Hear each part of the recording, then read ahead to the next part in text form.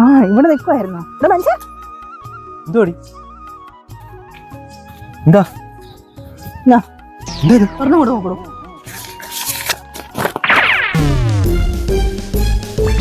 നമ്മുടെ സൗമ്യല്ലേ?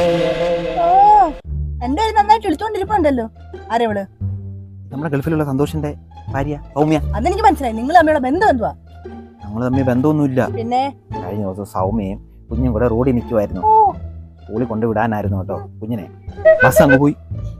ഞാനൊരു കൈസഹായം ചെയ്തതാ. സ്കൂളിലോട്ട് ഉണ്ടാക്കി. ബെൽറ്റ് ഇടാൻ മറന്നുപോയി. അതിന്റെ അതുകൊണ്ട് ഞാൻ കണ്ടുപിടിച്ചു.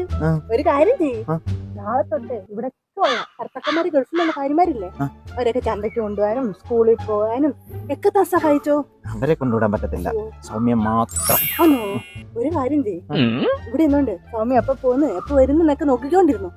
ഞാൻ എന്റെ വീട്ടിൽ അവളെ മാത്രം സഹായം ചെയ്യാത്ത ഞാനൊരു കൈസഹായം അയ്യോ